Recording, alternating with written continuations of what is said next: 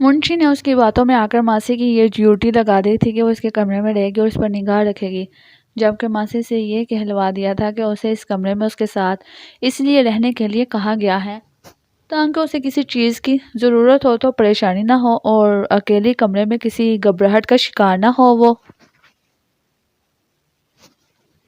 ایاز اوپر حویلی کی چھت پر چلا گیا۔ ٹھنڈی ہوا چل رہی تھی، سردی رگوں میں خون جما رہی تھی، لیکن ایاز کو پیسہ حاصل کرنے کی تپش تھی جس کی وجہ سے کھلے آسمان کے نیچے آنے میں سردی مانا نہیں تھی۔ ایاز کچھ دیر سوچتا رہا کہ اسے اگلا قدم کیا اٹھانا چاہیے۔ وہ اب جلد اس جگہ سے پیسہ لے کر نکل جانا چاہتا تھا۔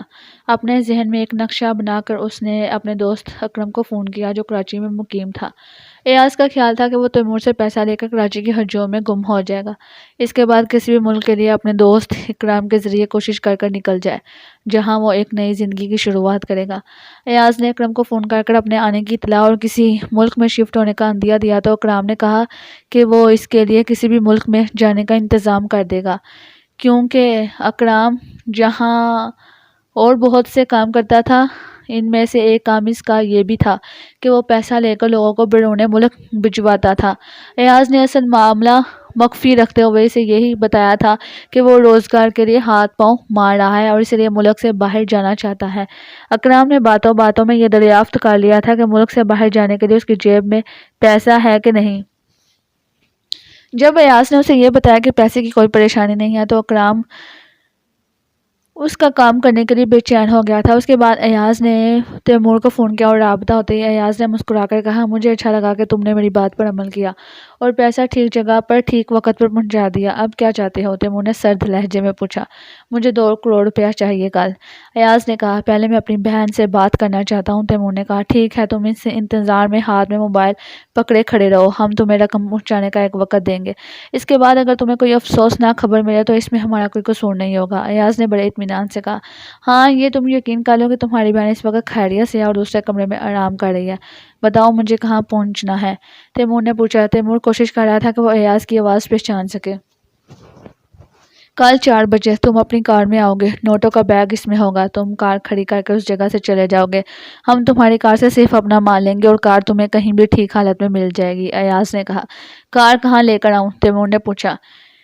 یہ میں تمہیں کل 4 بجے سے پہلے بتا دوں گا، تم اپنا انتظام رکھنا، ایاز نے کہا۔ اور میری بہن؟ تیمور نے پوچھا۔ جیسے ہی تم کار چھوڑ کر جاؤ گے ہم تمہیں اسی وقت کال کر کر بتا دیں گے کہ تمہاری بہن کہاں ہے، ایاز نے کہا۔ ہم صرف پیسہ دیکھیں گے، اسی جگہ نزدیک ہی کہیں تمہاری بہن ہوگی جو تمہیں مل جائے گی، اگر میرے ساتھ کوئی دھوکہ ہوا تو؟ تیمور نے کہا۔ یہ تم تصور بھی مت کرو کہ ہم تمہارے ساتھ دھوکہ کریں گے، ہمارا مقصد صرف پیسہ حاصل کرنا ہے اور کچھ نہیں، ایاز نے کہا۔ ہاں، اگر تم نے کوئی دھوکہ کیا تو یاد رکھنا بہت برا ہوگا، تیمور نے اچانک کہا۔ تم ایاز ہو نا؟ دوسری طرف سے سکوت سچ آ گیا اور پھر ایاز کے ہنسنے کی آواز آئی۔ پہچان لیا تو مجھے یہ بتانے میں کوئی حرج نہیں ہے کہ میں وہی ہوں جو تم سوچ رہے ہو، آخر تم نے اپنی کمینگی دکھا دی، تیمور نے کہا۔ کاش مجھے تمہارے ساتھ کہیں بیٹھنے کا موقع ملتا، لیکن اب ایسا کبھی نہیں ہوگا کیونکہ میں پیسہ لے کر گم ہو جاؤں گا، میں تمہیں بتاتا کہ میں کیا ہوں، ایاز نے کہا۔ مجھے تم یہ نہ بھی بتاؤ، مجھے پتہ چل چکا ہے تم کیا ہو، تیمور نے کہا۔ ایک بات یاد رکھنا، میری بہن کو کچھ نہیں ہونا چاہیے، تجھے تمہارا پیسہ مل جائے گا، تمہاری بہن سے مجھے کوئی سروکار نہیں ہے، وہ حفاظت سے ہے، ایاز نے کہا۔ کل ملاقات ہوگی، اس کے ساتھ ہی اس نے موبائل بند کر دیا۔ تیمور نے غصے سے دانت پیسے۔ حماد عجیب الجھن کا شکار تھا، اس کے سینے میں دل یوں دھڑک رہا تھا جیسے ابھی باہر نکل آئے گا۔ وہ اس خوف میں اس بری طرح سے مبتلا تھا کہ جب اس کی حقیقت تیمور اور عشرت پر کھلے گی تو کیا ہوگا، وہ ان کا سامنا کرنے کی ہمت نہیں رکھتا تھا، حالانکہ جو بھی ہوا تھا انجانے میں ہوا تھا اور پتہ چل جانے پر اس نے نازیہ کی مدد کرنے میں کسی تغافل سے کام نہیں لیا تھا۔ وہ اس وقت سب بھول گیا تھا، وہ پیسہ بھی جس کے لیے وہ ان لوگوں کے ساتھ شامل ہوا تھا۔ حماد بند کمرے میں اپنے ہاتھوں کے پیالے میں اپنا چہرہ چھپائے بیٹھا تھا۔ اس نے دروازہ کھلنے کی آہٹ سنی اور پھر اسے یوں لگا جیسے کوئی اس کے سر پر آ کر کھڑا ہو گیا ہو۔ چلو اٹھو، ناصر کی آواز اس کے کان میں ایسے پڑی جیسے سزائے موت کے قیدی کو پھانسی سے قبل آ کر کہا جائے۔ حماد نے اپنے چہرے سے ہاتھ اٹھائے اور ناصر کی طرف دیکھا۔ کہاں جانا ہے؟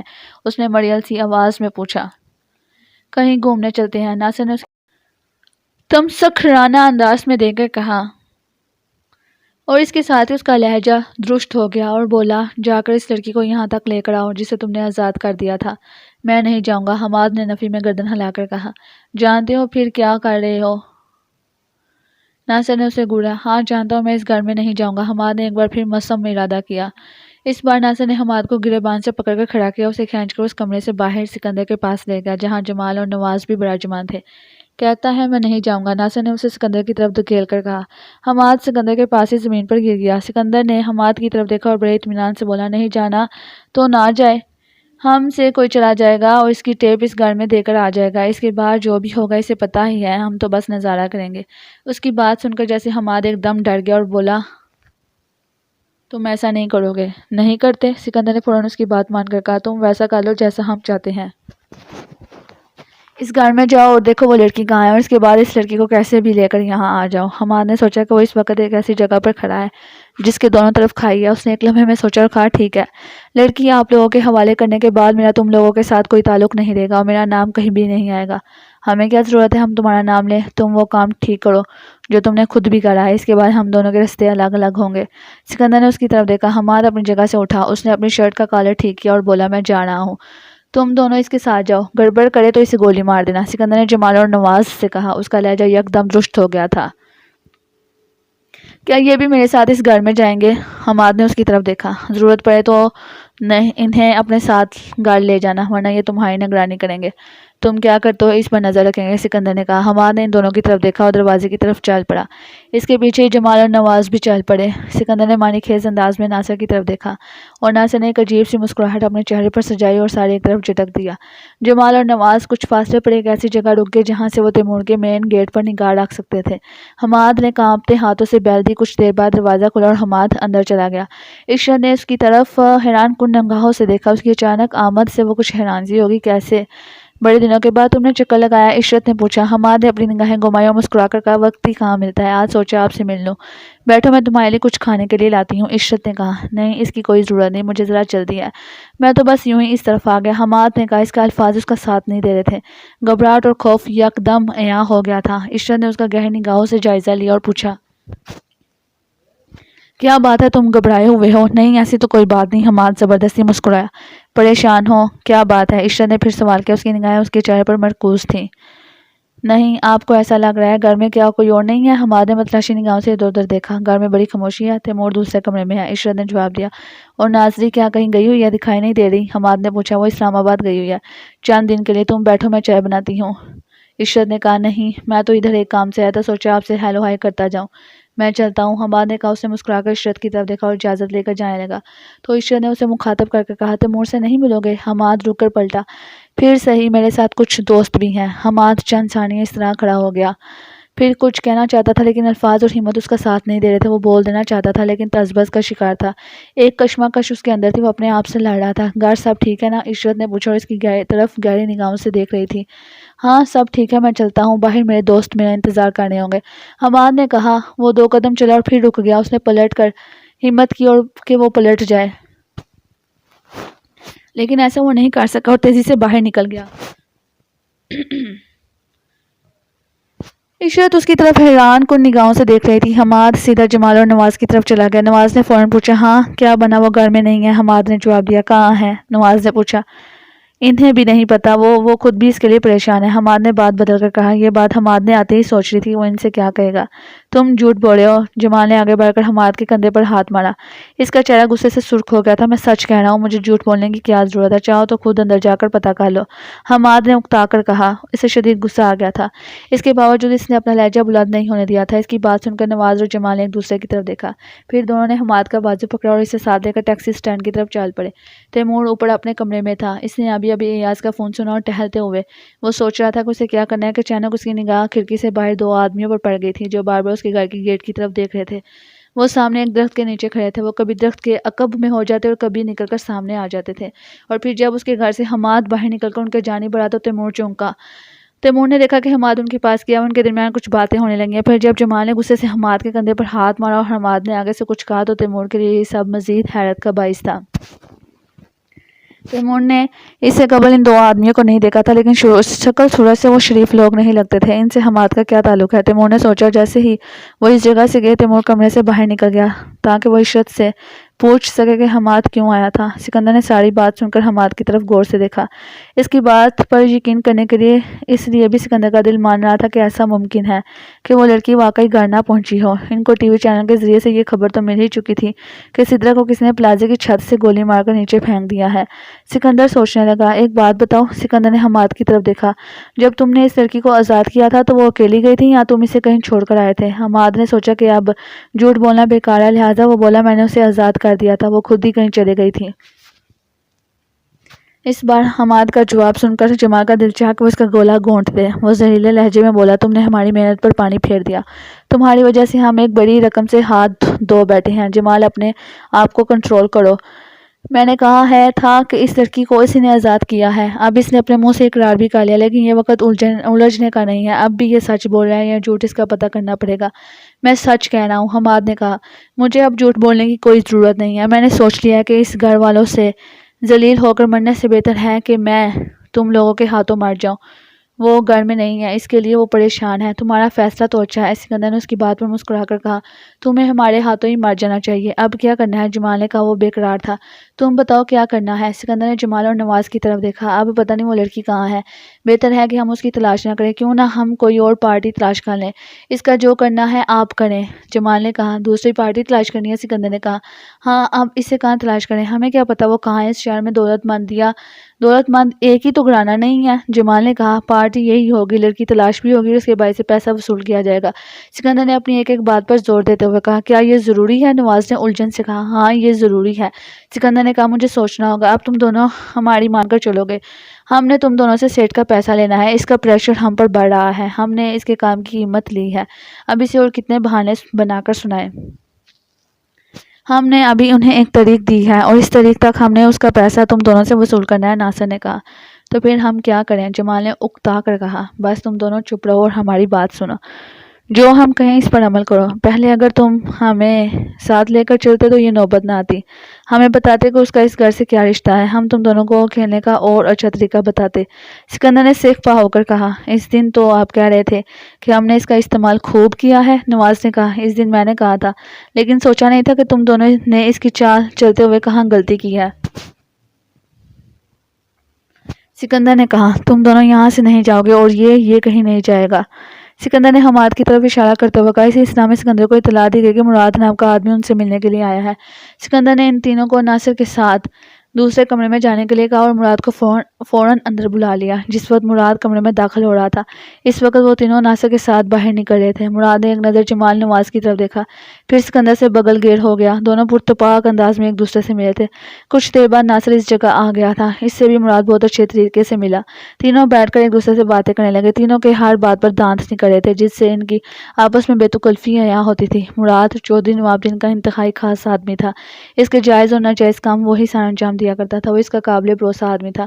میں شہر آیا تھا، چودھری صاحب کا ایک کام تھا، وہ کام ابھی نہیں ہوا، وہ کام کل ہوگا، رات اسی شہر میں گزارنی تھی، سوچا تم سے بہتر کون ہے جہاں مزے سے وقت گزر سکتا ہے، اس لیے میں تم لوگوں کے پاس آ گیا ہوں۔ مراد نے کہا، اچھا کیا کہ تم آ گئے، بڑے دنوں سے ملاقات نہیں ہوئی تھی۔ سکندر نے کہا، مراد نے کہا، یہ جو ابھی باہر گیا، ان میں سے ایک کو میں نے 1-2 دن پہلے اپنے گاؤں میں دیکھا ہے، کسے اور کب دیکھا ہے؟ سکندر نے چونک کر اس کی طرف دیکھا، مجھے اس کا نام تو نہیں پتا، وہ جو ناصر کے پیچھے چل رہا تھا۔ مراد نے کہا، اس کا نام نواز ہے۔ ناصر نے کہا، اسے میں نے کار میں جاتے ہوئے دیکھا تھا، پھر دوبارہ میں نے دیکھا کہ یہ ہماری حویلی کے سامنے ایک مکان ہے، اس کے اندر جا رہا تھا، تب یہ کہیں سے پیدل آیا تھا، مراد نے بتایا۔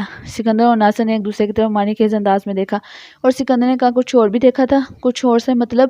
مراد نے ان دونوں کی طرف دیکھا، میرا مطلب ہے کچھ ایسا جسے تمہارے نتھنے کچھ سونگھنے کے لیے بے چین ہو گئے ہوں۔ سکندر نے کہا، میں نے کوئی توجہ نہیں دی تھی اور پھر بارش اتنی ہوئی کہ میں دوبارہ اس طرف جا نہیں سکا۔ آج کل حویلی میں چودھری صاحب کا ایک بھتیجا آیا ہوا ہے، اس پر بھی نظر رکھنے کا حکم ہے، اوپر سے ایک لڑکی پتہ نہیں کہاں سے آ گئی ہے کہ وہ اخبار کی رپورٹر ہے، میں تو حیران ہوں۔ مراد نے مسکرا کر کہا۔ لڑکی کا سنتے ہی دونوں پہلے سے بھی زیادہ بری طرح سے چونکے تھے۔ سکندر نے تصدیق کی، کیسی لڑکی؟ جیسی لڑکی ہوتی ہے ویسی ہی ہے۔ مراد ہنسا، اس کے سر پر کیا سینگ نکلے ہوئے ہیں؟ میرا مطلب ہے کہ اس لڑکی نے اپنے بارے میں کیا بتایا، کہاں سے آئی ہے؟ سکندر نے پوچھا، کوئی نام پتہ، پتہ نہیں منشی صاحب اور وہ جو لڑکا ہے وہی اسے بات کرتے ہیں، میں اس پر توجہ نہیں دیتا، بس اتنا پتہ ہے کہ وہ کسی اخبار کی رپورٹر ہے۔ مراد نے کہا، اس لڑکی کے بارے میں تم نے چودھری صاحب کو بتایا ہے؟ سکندر نے پوچھا۔ یہ میرا فرض ہے کہ میں حویلی یا اس گاؤں میں ہونے والی ہر بات سے چودھری صاحب کو آگاہ کروں، اس لیے میں نے اس لڑکی کے بارے میں بتا دیا۔ مراد نے کہا، لیکن بات کیا ہے؟ تم دونوں کے چہرے مجھے کچھ اور اشارہ کر رہے ہیں۔ سکندر نے ایک بار پھر ناصر کی طرف دیکھا اور کہا، پہلے یہ بتاؤ جس مکان میں تم نے نواز کو جاتے ہوئے دیکھا تھا وہ کس کا مکان ہے؟ وہ خالی مکان ہے، اس کا مالک کسی شہر میں رہتا ہے، مراد نے بتایا۔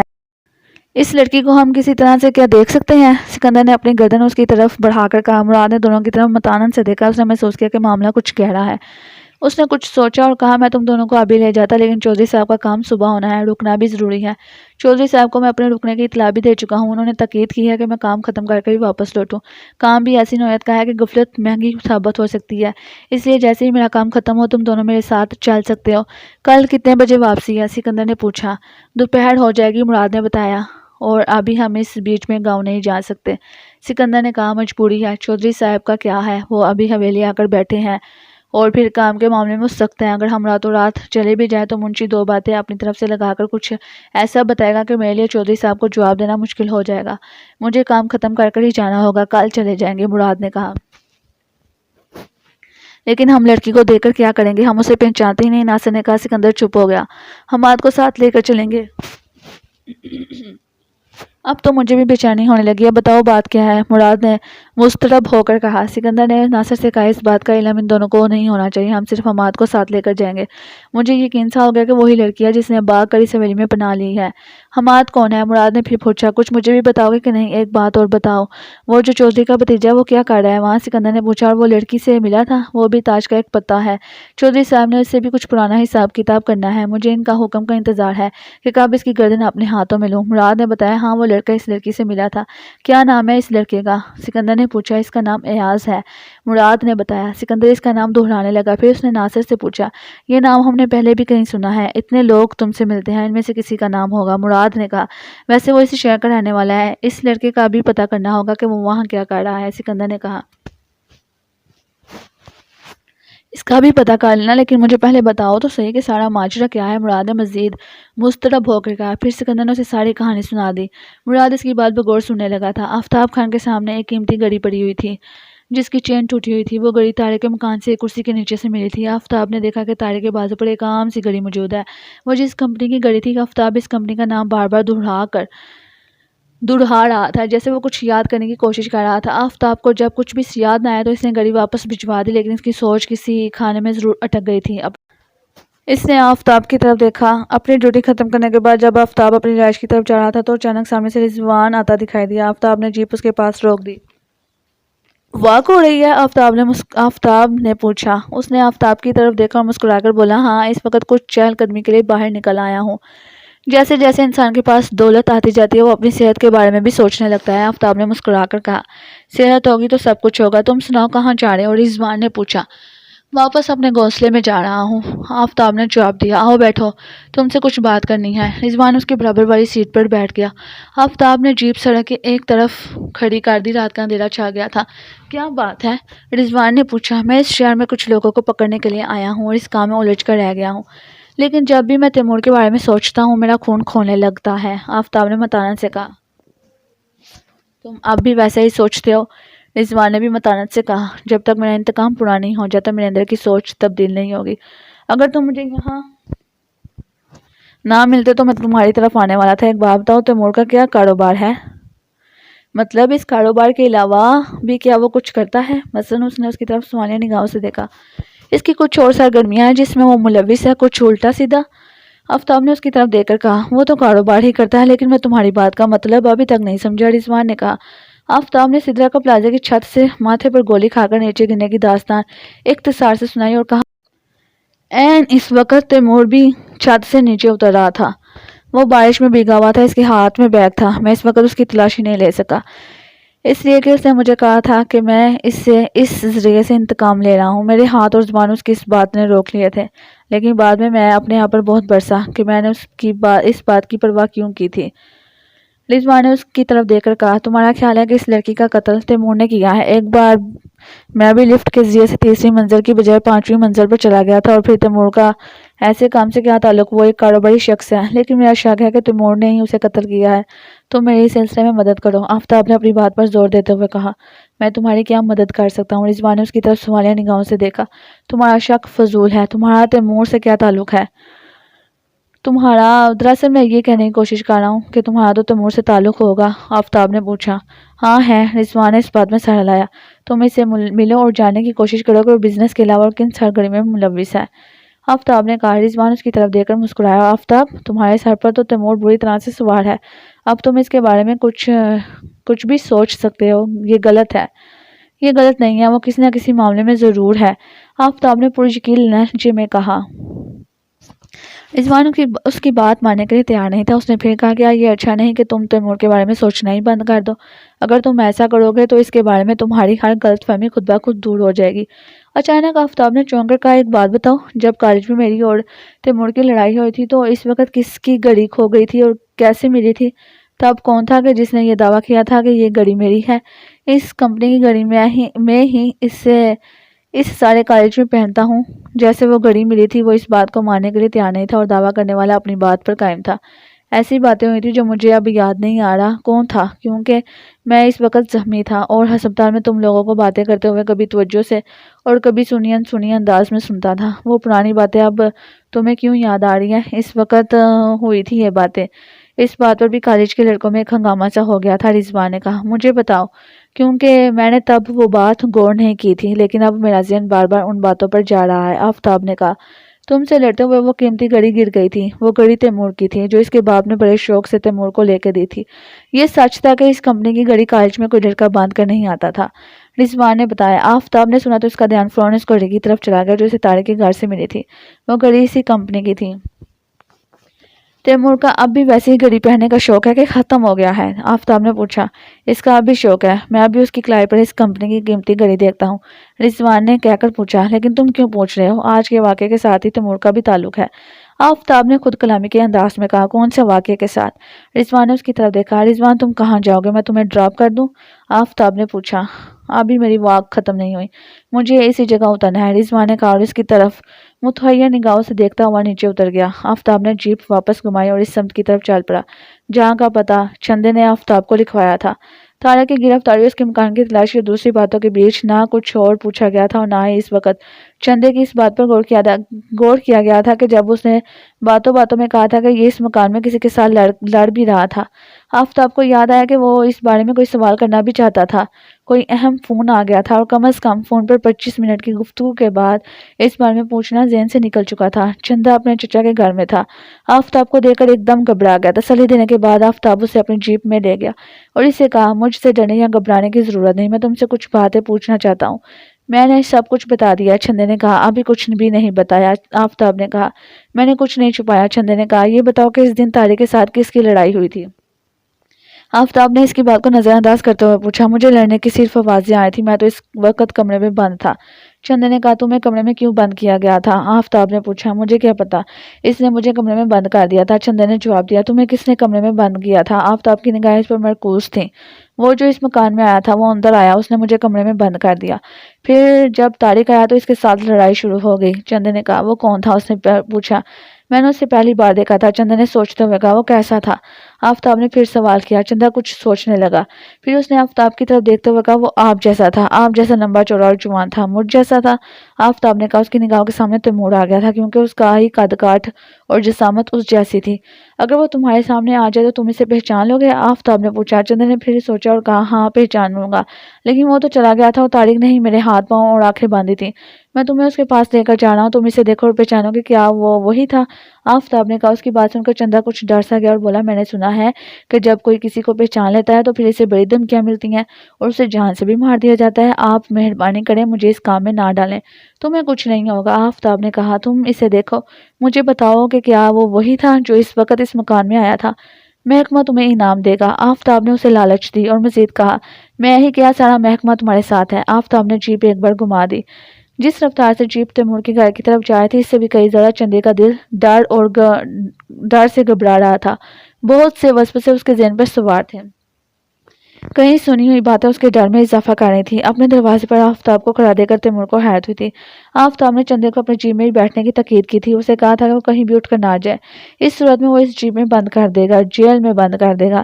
چندہ اس ڈر سے بھی اپنی سیٹ کے ساتھ چپک کر بیٹھ گیا۔ آؤ اندر آ جاؤ، تیمور نے ایک طرف ہوتے ہوئے کہا، تم سے ایک دو باتیں پوچھنی ہے۔ آفتاب نے کہا، اندر بیٹھ کر پوچھ لو۔ تیمور نے کہا، نہیں، میں اسی جگہ ٹھیک ہوں۔ آفتاب نے کہا، گاڑ آئے دشمن کو بھی ہم عزت دیتے ہیں، آؤ اندر آؤ، تیمور نے کہا۔ آفتاب کی نگاہ پہلی بار تیمور کے چہرے پر پڑے زخم پر گئی تو اسے اور بھی یقین ہونے لگا تھا۔ آج تمہاری کسی کے ساتھ لڑائی ہوئی تھی؟ نہیں، تیمور نے بلا تعامل کہا۔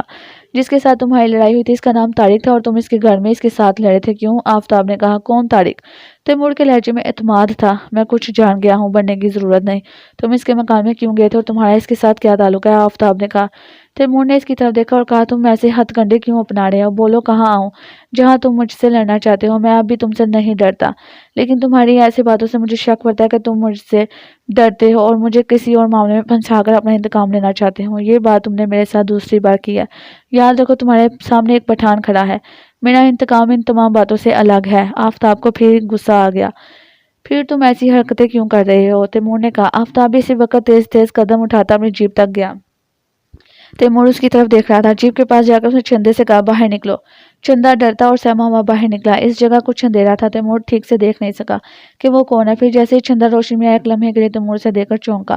آفتاب نے چندے کو تیمور کے سامنے لا کر کھڑا کیا۔ تیمور نے چندے کی طرف دیکھا اور اپنے چہرے پر کوئی ایسا تاثر نہیں آنے دیا کہ جس سے یہ لگے کہ وہ اس سے پہلے بھی اسے مل چکا ہے۔ چندے نے تیمور کی طرف غور سے دیکھا، وہ ڈر بھی رہا تھا، بہت سے اندیشے خوف کی شکل میں اس کے دل و دماغ پر قابض تھے۔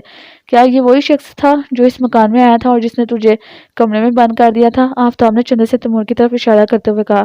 چندہ تذبذب کا شکار تھا، اس نے تیمور کے چہرے کی طرف دیکھا اور کہا۔ تیمور اس کے سامنے بے خوف کھڑا تھا۔ جب چندہ کچھ نہ بولا تو آفتاب نے کہا، بتاؤ، کیا یہ وہی شخص تھا؟ ہاں ہاں، چندے کے منہ سے اٹک کر نکلا۔ کیا؟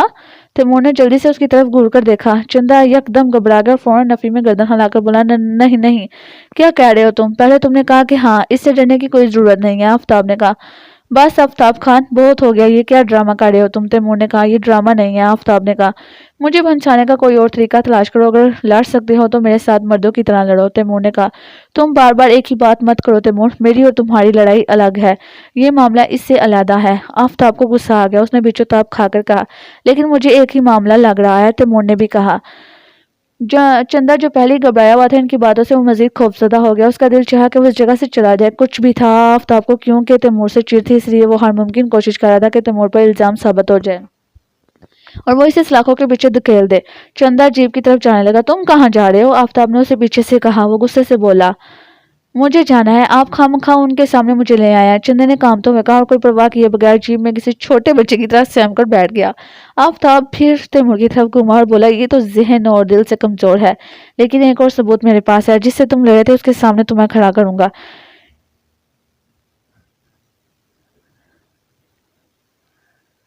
اس کے علاوہ اور بھی کچھ سوچنا ہے تو وہ بھی سوچ لو۔ تیمور نے اطمینان سے کہا، تم میری بات کو غیر سنجیدہ مت لو تیمور، میں تمہیں چھوڑنے والا نہیں ہوں۔ آفتاب کے لہجے میں سختی تھی۔ یہ جان کر رہوں گا کہ تم آج کل کرتے کیا پھر رہے ہو، اور میں تمہاری ہر چال کو ناکام بنانے کے لیے کسی چٹان کی طرح تمہیں ملوں گا۔ تیمور نے کہا، ایک ہی وار سے میں نے یہ چٹان پاش نہ کر دی تو میرا نام بھی آفتاب خان نہیں۔ اس نے مصمم ارادے سے اس کی طرف دیکھتے ہوئے کہا، اپنا نام بدلنے کی فکر کر لو آفتاب۔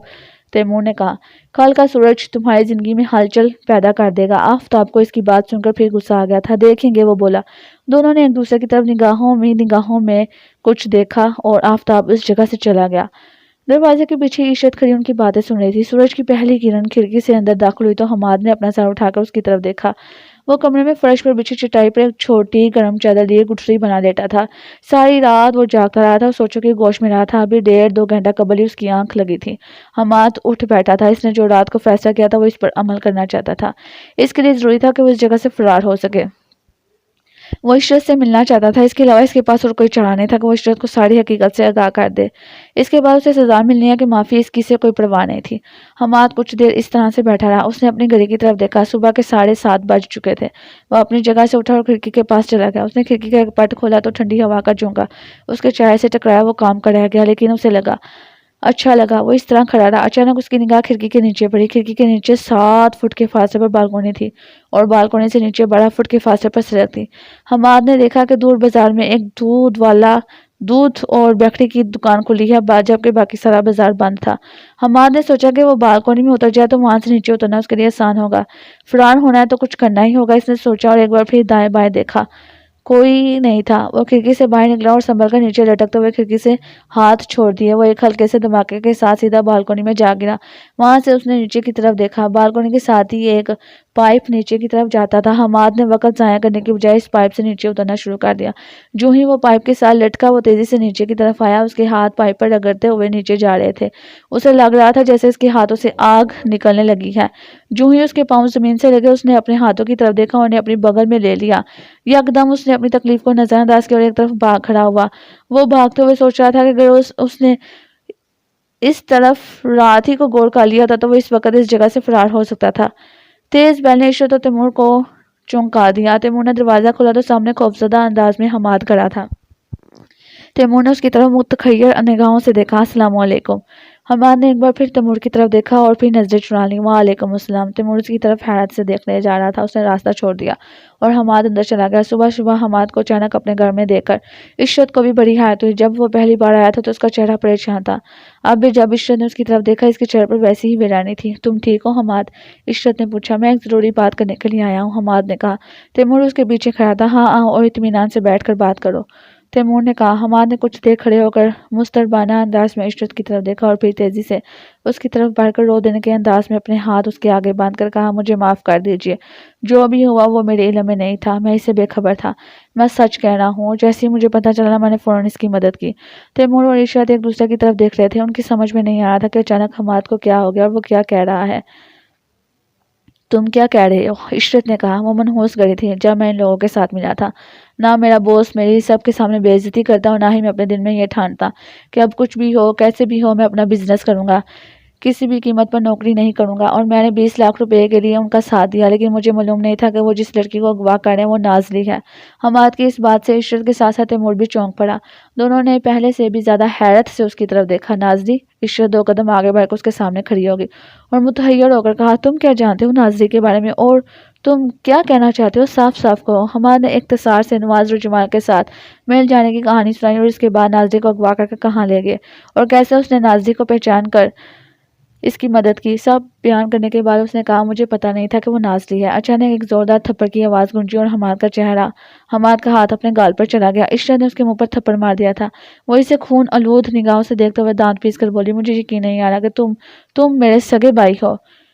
کچھ بھی کہہ لو، کوئی بھی سزا دے دو، لیکن میں نے سچ بتایا ہے۔ حماد کی آنکھوں سے آنسو نکل پڑے تھے۔ میں مجرم ہوں، مجھے سزا دے دو، کچھ بھی کرو آپ ہی، لیکن مجھ سے جو بھی ہوا وہ انجانے میں ہوا تھا۔ عشرت کا ہاتھ ایک بار پھر اسے مارنے کے لیے اٹھا تھا، لیکن تیمور نے بیچ میں آ کر اس کا ہاتھ پکڑ لیا اور نرمی سے بولا، بس کرو، اس کے سچ پر یقین کرو، اس کا اعتراف مان لو۔ پھر وہ حماد کی طرف گھوما اور اس سے پوچھا، نازلی کہاں ہے؟ حماد نے چونک کر تیمور کی طرف دیکھا اور پوچھا، کیا نازلی گھر نہیں آئی؟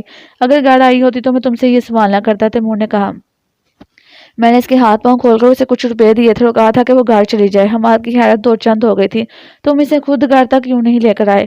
اس بار تیمور نے کچھ غصے سے کہا۔ میں نے اس کے سامنے اپنا چہرہ عیاں نہیں کیا تھا۔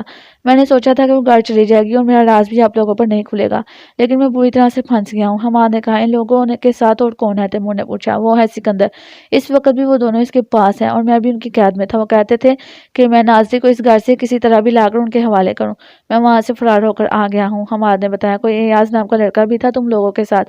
تیمور نے اس کی آنکھوں میں دیکھتے ہوئے پوچھا۔ نہیں، اس نام کا کوئی لڑکا نہیں تھا، حماد نے کہا۔ تیمور سوچنے لگا، پھر وہ بولا، اس کا مطلب ہے کہ نازلی ایاز کے پاس ہے۔ اس تک کیسے پہنچی یا وہ نازلی تک کیسے پہنچے یہ ایک الگ کہانی ہے۔ یا پھر دوسری بات یہ ہے کہ ہو سکتا ہے ایاز اس سارے معاملے سے واقف تھا، نازلی اب کہاں ہے اسے علم ہے اور وہ اس کا فائدہ اٹھانے کی کوشش میں ہے۔ تم کیا کہہ رہے ہو؟ عشرت نے پوچھا۔ تیمور نے اس کی طرف دیکھا اور کہا، حماد نے جو بھی کیا تھا غلط کیا تھا۔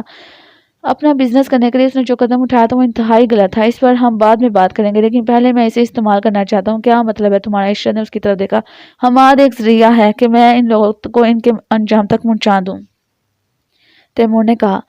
تم ان کو ان کے انجام تک پہنچانے کی بات کیوں کرتے ہو؟ تم نازلی کی ہو، نازلی کو بچانے کی فکر کرو بس، عشرت نے زور دیتے ہوئے کہا۔ نازلی تک بھی پہنچوں گا، لیکن ان کو بھی نہیں چھوڑوں گا جنہوں نے میری بہن کو اغوا کیا تھا۔ تیمور نے کہا تو پہلے اس کا سار اس کے تن سے جدا کرو۔ اشرت نے حماد کی طرف اشارہ کرتے ہوئے نفرت سے کہا، جو وہ کر رہے تھے وہ اس کے علم میں نہیں تھا، اور جب اسے پتہ چلا تو اس نے ناصری کی مدد کی۔ تیمور نے کہا، یہ اس کے جرم کی معافی کی دلیل نہیں ہے، یہ لوگوں کے ساتھ ہی میرا کیوں تھا؟ عشرت سیکھ ہو کر چیخی، میں نے کہا تھا نا کہ تم اس پر بات کرنا، اور نہ میں یہ کہہ رہا ہوں کہ اس کا اعتراف اس کے جرم کی معافی کی درخواست ہے۔ تیمور نے اس کی طرف دیکھتے ہوئے نرمی سے کہا، میں نے تمہیں کہا تھا تیمور کہ وہ شخص اپنی بے عزتی کا بدلہ لینے کے لیے کچھ بھی کرے گا۔ اس تھپڑ کا بدلہ جو تم نے اس کے منہ پر مارا تھا، اسے ناظری کو اغوا کر لینا چاہا ہے۔ عشرت نے کہا، اس کی سزا بھی اسے ملے گی۔ تیمور نے کہا، تم کسی عدالت کے جج نہیں ہو کہ کسی کو سزا دینے کا اختیار رکھو۔ عشرت نے جھلا کر کہا، میں انہیں انجام تک پہنچاؤں گا، سزا قانون دے گا۔ تیمور نے کہا۔ عشرت نے قہر آلود نگاہوں سے حماد کی طرف دیکھا اور وہاں سے چلے گئی۔ تیمور اسے دوسرے کمرے میں لے گیا، پہلے اسے ساری تفصیل اسے سنی، ناظری کو کہاں رکھا تھا اس کے بارے میں جانا، پھر سوچتے ہوئے ٹہلنے لگا۔ حماد چپ چاپ ایک طرف کھڑا تھا، نور پور گاؤں کا فاصلہ اس شہر سے دور نہیں ہے۔ پھر ناظری کہاں چلے گئی؟ اسے ایاز مل گیا تھا یا وہ ان لوگوں کے ساتھ ہی پسے پردہ تھا؟ لیکن اگر وہ شامل تھا تو ناظری اس کے پاس ہے، تو پھر وہ لوگ ناظری کو حماد کے ذریعے سے کیوں دوبارہ حاصل کرنا چاہتے تھے؟ کیا ایاز انہیں دگا دے گیا تھا؟ تیمور اس ضمن میں سوچتا رہا، اور حماد چپ چاپ ایک طرف کھڑا رہا، ندامت اس کے چہرے سے مترشح تھی۔ تمہارے پاس موبائل ہے؟ تیمور نے پوچھا۔ ہاں ہے، حماد نے فوراً کہا، لیکن جیسے اس کا ہاتھ اپنے موبائل کی طرف جاتا اسے خیال آیا کہ کمرے میں بند کرنے سے قبل اس آدمی نے اس کا موبائل لے لیا تھا۔ نہیں، وہ انہوں نے لے لیا ہے۔ تیمور کمرے سے باہر چلا گیا۔ جب وہ واپس آیا تو اس کے ہاتھ میں ایک موبائل فون تھا۔ اس نے فون حماد کی طرف بڑھاتے ہوئے کہا، کیا تمہیں سکندر اور اس کے دوسرے ساتھیوں کے فون نمبر پتہ ہے؟ ہاں، میری اتنی یادداشت ہے کہ ان کے فون نمبر میرے حافظے میں محفوظ ہیں۔ حماد نے کہا، ٹھیک ہے، اب تم ویسا ہی کرو گے جیسا میں کہوں گا۔ تیمور نے موبائل فون اسے دیتے ہوئے کہا۔ ایاز نے صبح ہوتے ہی ان تمام کاغذات کو آگ لگا دی تھی جس پر اس نے اس جگہ کے نقشے بنائے تھے جہاں اس نے تیمور کو بلانا تھا۔ سیاہ راکھ میں تبدیل ان کاغذات کو ایاز نے بڑی احتیاط سے ایک شاپر میں ڈال کر ایک الماری میں پڑے اخبارات کے نیچے رکھ دیا تھا۔ ایاز نے سب سوچ لیا تھا کہ اس نے تیمور کو کہاں بلانا ہے اور کس جگہ سے اس کی کار لے کر کہاں تک جا کر اس بیگ کو لے کر کار اسی جگہ چھوڑ کر فرار ہو جانا ہے۔ ایاز نے تیمور کو ریلوے اسٹیشن کے پاس ہی بلایا تھا۔ اسی جگہ سے اسے ٹرین میں بیٹھ کر کراچی کے لیے روانہ ہو جانا تھا۔ اس نے ایک بار پھر اپنے دوست سے کراچی میں رابطہ کیا۔ اس نے کہا تھا کہ وہ جیسے ہی آئے گا چند دنوں میں وہ اسے ملک سے باہر بھجوا دے گا۔ ایاز اپنے کمرے سے باہر نکل کر کچھ دیر باہر چہل قدمی کے لیے نیچے آیا تو وہ چونک پڑا۔ سامنے صوفے پر ٹانگ رکھے نواب الدین براجمان تھا۔ اس کے سامنے منشی کھڑا تھا۔ جو ہی ایاز وہاں گیا، نواب الدین نے منشی سے اپنی توجہ ہٹا کر فوراً ایاز کی طرف دیکھا۔ جاگے ایاز؟ نواب الدین نے اس کی طرف مسکراہٹ نچھاور کرتے ہوئے کہا۔ ایاز کو اس وقت نواب الدین کا آنا ناگوار لگا تھا۔ وہ زبردستی مسکرا کر بولا، آپ کب آئے اور اتنی دیر؟ ہم کسی کے پابند تھوڑی ہیں، یہاں تک کہ ہم نے اپنے آپ کو گھڑی کی سوئیوں میں بھی قید نہیں کیا، جب دل چاہا جس وقت چاہا قدم اٹھا لیے۔ نواب الدین نے مسکرا کر کہا، تم سناؤ کیسے دن گزر رہے ہیں؟ بہت زبردست، ایاز نے کہا۔ اس جگہ دل لگ گیا ہے؟ نواب الدین نے اس کا جائزہ لیتے ہوئے پوچھا۔ اتنی اچھی جگہ پر کس کا دل نہیں لگے گا؟ ایاز نے کہا۔ کیا پتا کیا تم نے وہ لڑکی کون ہے؟ اچانک غیر متوقع انداز میں نواب الدین نے سوال کیا۔ ایاز نے ایک نظر منشی کی طرف دیکھا جو نظر چکائے کھڑا تھا۔ ایاز نے تو پہلے دل ہی دل میں منشی کو برا بھلا کہا کہ جس نے اپنے پیٹ میں بات نہیں رکھی، اور نواب الدین کو آتے ہی سب کچھ بتا دیا تھا۔ حالانکہ یہ بات مراد نے بتائی تھی اور نواب الدین نے آتے ہی منشی سے ساری تفصیل اس لڑکی کے بارے میں لی تھی۔ منشی نے کچھ بھی مخفی نہیں رکھا تھا۔ وہ ابھی کھل کر بات نہیں ہوئی۔ ایاز نے کہا، میں نے کچھ پوچھنے کی کوشش کی تھی، لیکن منشی تو کہتا ہے کہ تم نے پتہ کیا تھا کہ وہ کسی گھر سے بھاگ کر آئی ہے اور اس کی مرضی کے خلاف کہیں شادی ہو رہی تھی۔ نواب الدین نے اپنی نگاہیں اس کے چہرے پر پیوست کرتے ہوئے کہا، کم بخت نے سب کچھ بتا دیا۔ ایاز نے دل میں کہا اور بولا، یہ بات کنفرم نہیں ہے، میں نے اس کی باتوں سے اندازہ لگایا ہے۔ اندازہ لگایا یا یہ سچ ہے؟ نواب الدین کا لہجہ معنی خیز تھا۔ مجھے معلوم نہیں، ایاز نے کہا۔ تو پھر کیا لڑکی سے پوچھے؟ نواب الدین کا لہجہ بدستور ویسا ہی تھا۔ ایاز کو لگا کہ نواب الدین کچھ اور ہی سوچ رہا ہے۔ آپ پوچھ سکتے ہیں، ایاز نے آہستہ سے کہا۔ بہتر یہ نہیں ہے کہ تم خود ہی بتا دو، آخر میں تمہارا چچا ہوں اور پھر تمہارے دوست کی طرح ہوں۔ نواب الدین نے کہا، میں کیا بتاؤں؟ ایاز نے بات کی گہرائی میں جاتے ہوئے کہا۔ نواب الدین نے اپنی جگہ سے اٹھ کر اس کے پاس جاتے ہوئے کہا، گزرتی ہوئی عمر انسان کو بڑھاپے کے قریب ہی نہیں کرتی بیٹا جی، اسے بہت سے تجربات سے بھی آگاہ کرتی ہے۔ ہوا کا رخ کیا صورتحال اختیار کرے گا اس کا بھی پتہ دیتی ہے۔ ایاز مسکرایا، ہاں آپ ٹھیک کہہ رہے ہیں، لیکن میں آپ کی بات نہیں سمجھ سکا۔ تو مجھے پہلے ہی بتا دیتے کہ تمہارا یہاں آنے کا کیا مقصد ہے۔ نواب الدین نے ذرا لب مسکرا کر کہا۔ ایاز ایک بار پھر چونکا، مقصد؟ میں جانتا ہوں تمہاری ماں ایک سخت دل عورت ہے، تمہاری بات کو وہ ایسے ہی رد کرتی ہے۔ جیسے تمہارے باپ کی بات کو رد کرتی تھی، لیکن تم مجھے صاف صاف کہہ سکتے تھے، نوابدین نے کہا۔ ایاز اس کی بات کو کچھ سمجھنے لگا۔ وہ بولا، لیکن آپ کیا سمجھے ہیں؟ وہی جو شاید تم مجھے بتانا نہیں چاہتے، نوابدین نے کہا۔ میں آپ سے کوئی بات چھپا کر کیا کر سکتا ہوں؟ ایاز نے چلاکی سے کہا۔ اس کا ذہن تیزی سے سوچ رہا تھا کہ اگلی بات کا اسے کیا جواب دینا ہے۔ جو بات نوابدین کے دماغ میں آئی ہے، اس کا موقع کی مناسبت سے کیا جواب بنتا ہے؟ پھر تم نے یہ کیوں چھپایا کہ تم اس لڑکی کو چاہتے ہو؟ پہلے تم یہاں آئے اور پھر اس لڑکی کو بھی ایک جھوٹی کہانی کے ساتھ حویلی میں لے کر آ گئے۔ تم دونوں شادی کرنا چاہتے ہو نا؟ نوابدین نے کہہ کر ایک بڑی سی ہنسی اپنے منہ سے نکالی اور ہولے سے مکہ اس کے سینے پر مار دیا۔ ایاز بھی ہنسا۔ اس نے اپنا سر جھکا لیا۔ اسے لگا جیسے اس کا راستہ صاف ہو گیا ہو، جیسے اس وقت جو بات ہوئی ہے وہ سراسر اس کے فائدے کی ہو۔ کیوں، میں نے ٹھیک کہا نا؟ نوابدین نے اپنی بات کی تصدیق چاہی۔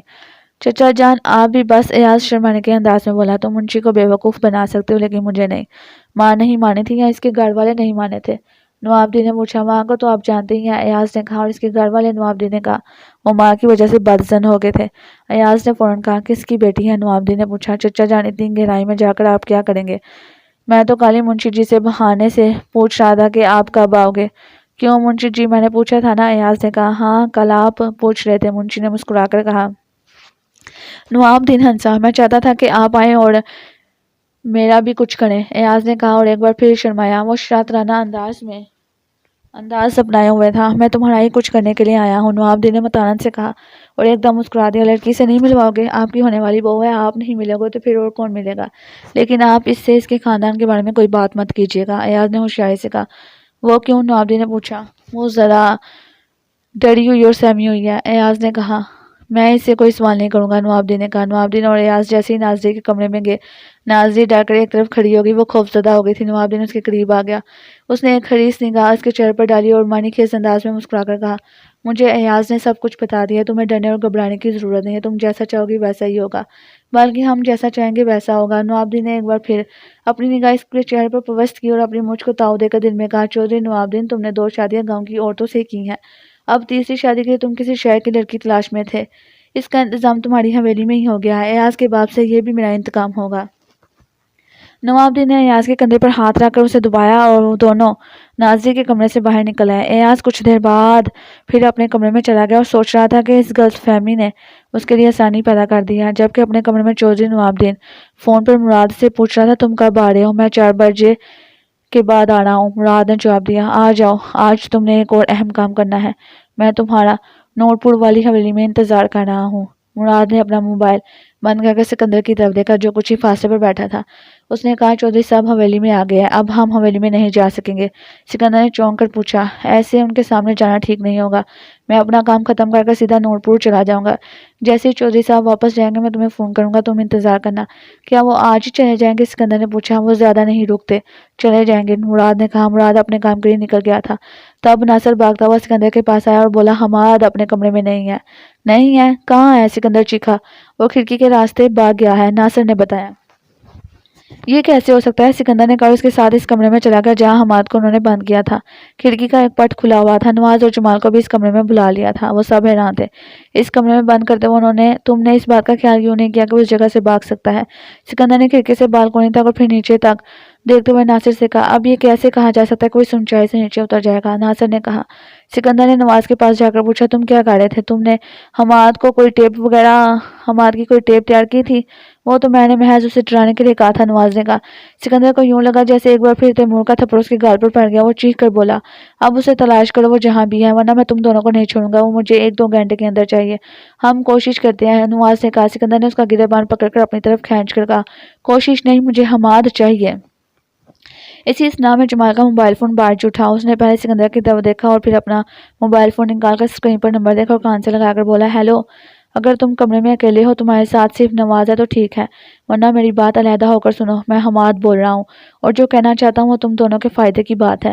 دوسری طرف سے حماد نے بغیر رکے کہا۔ جمال نے ایک بار پھر سکندر کی طرف دیکھا جو دوسری طرف منہ کر کھڑا تھا۔ جمال کمرے سے باہر نکل گیا۔ ہاں بولو، کیا بات ہے؟ سکندر تم دونوں کے ساتھ دھوکہ کر رہا ہے، اس کے مقاصد کچھ اور ہیں جس میں تم پھنس جاؤ گے۔ میں نے ان کی باتیں سنی ہیں، تم دونوں کی زندگیاں خطرے میں ہیں، مجھے بھی اس نے غائب کروایا ہے، لیکن میں وہاں سے نکل کر اس وقت ڈرائیور ہوٹل میں چھپ کر بیٹھا ہوں. یہ وہی ہوٹل ہے جو اب ویرانی کی تصویر بن چکا ہے, تم جانتے ہوگے, حماد نے کہا. ہاں میں جانتا ہوں. جمال نے دروازے کی طرف دیکھ کر سرگوشی کی. پھر یہاں آ جاؤ, میں بتاتا ہوں کہ سکندر کیا کرنا چاہتا ہے, حماد نے کہا, اور اس کے ساتھ ہی سے رابطہ منقطع کر دیا. یک دم دروازہ کھلا اور سکندر باہر آ کر بولا, کس کا فون تھا؟ میرے ایک جاننے والے کا تھا. اس کے ذمہ میں نے اس لڑکی پر نظر رکھنے کی ڈیوٹی لگائی تھی. جمال نے فوراً بہانہ بنایا. کیا کہتا ہے وہ؟ اس نے پوچھا. اس نے ابھی تک اس لڑکی کو نہیں دیکھا. مجھے ایک دو ایسی جگہ کا پتہ ہے جہاں حماد ہو سکتا ہے, ہم اسے پکڑ کر لاتے ہیں, جمال نے کہا. کہیں تم دونوں نے تو نہیں اسے غائب کروایا؟ سکندر نے اس کی طرف مشکوک نگاہوں سے دیکھتے ہوئے کہا. ہم ایسا کیوں کریں گے؟ حمود اس وقت مصیبت میں ہے اور آپ کی مدد کے بغیر ہم کچھ بھی کرنے کے قابل نہیں رہیں گے, جمال نے کہا. میں تم دونوں کو صرف 2 گھنٹے دیتا ہوں, اسے کہیں سے بھی تلاش کر لاؤ. اگر اسے نہیں لا سکتے تو پھر اس لڑکی کو لے کر آؤ. سکندر نے زہریلے لہجے میں کہا. یاد رکھنا یہ شہر تمہیں کہیں بھی پناہ نہیں دے سکے گا, کہیں چھپنے کی کوشش مت کرنا. میں پہلے بھی کہہ چکا ہوں کہ ہم آپ کے بغیر کچھ نہیں کر سکتے, جمال نے کہا. جمال اور نواز اس جگہ سے باہر نکل گئے.